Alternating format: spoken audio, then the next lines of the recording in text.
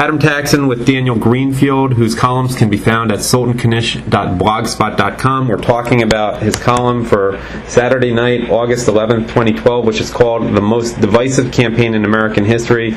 You guys can probably guess who it's about. It's not about a local congressional or a state Senate race. It's about Barack Obama. Daniel, welcome, and I'm going to start off with a quote that I thought was, first of all, this was a really great column of yours. I mean, I'm a big fan of all that you do, but this one really is on an important subject and was extremely well written. Let me start with this quote. To vote for Obama after years of grotesque economic mismanagement that has no precedent in history, that exceeds the worst actions of Andrew Jackson or Ulysses S. Grant, is not the instinct of an American, but a selfish, greedy looter scrambling to grab a few dinner rolls off the tray while the ship is going down. So basically you're saying you're comparing half the voting population to greedy looters scrambling to grab a few dinner rolls off the tray while the ship is going down. That's fair, right?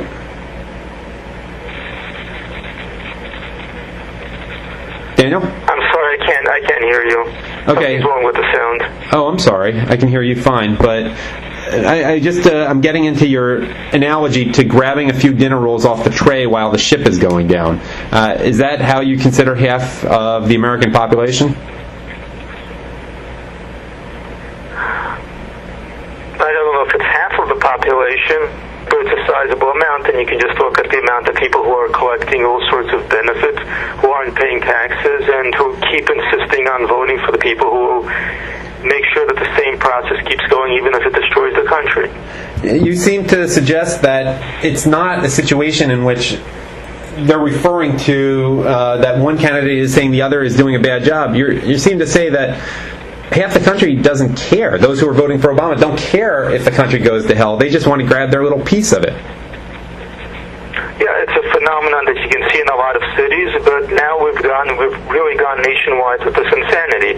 This isn't about what's going to be best for the country, and I'm a part of the country. It's the country is going down, so let me take my 5%, let me take my 10%, let me get what I want, and to hell with the country. It's fairly straightforward looting. These are people who have no identification with the United States as a whole, who have very particular identities, and who just want their little circle to remain their way and forget about everything else.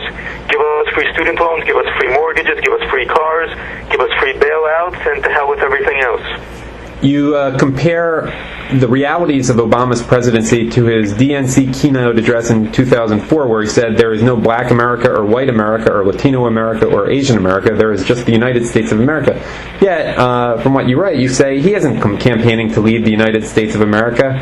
He's running for the presidency of a dozen little Americas. Please explain that a little bit more for the audience.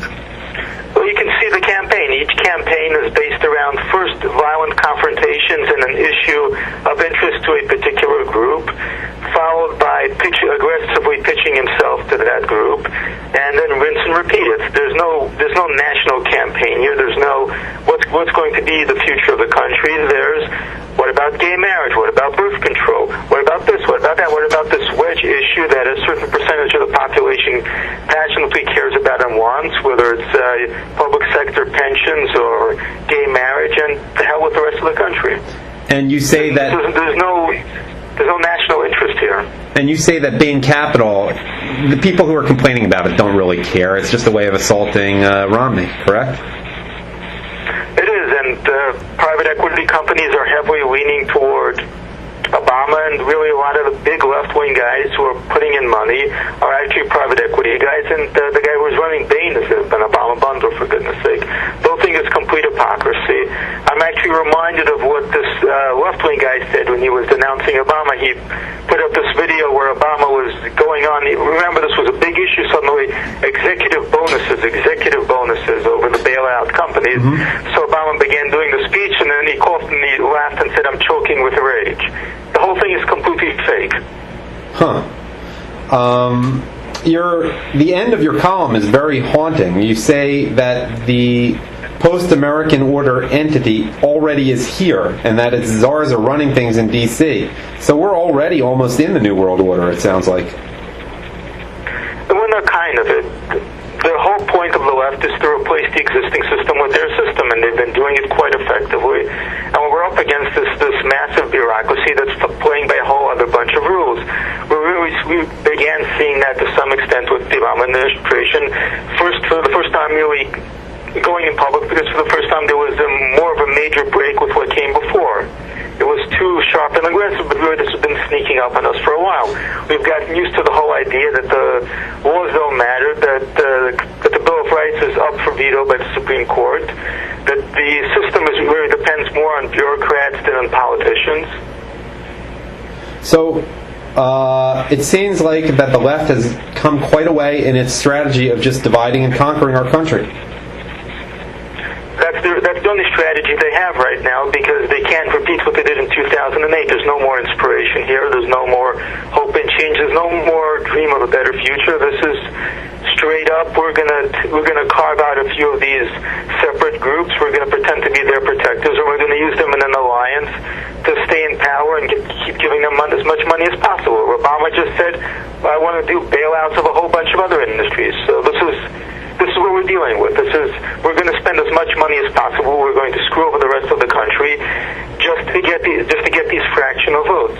Sounds like, to borrow from yesterday's column of yours, it's a lot like the way leftists are using Aboriginal Australians to achieve their own purposes, very cynically.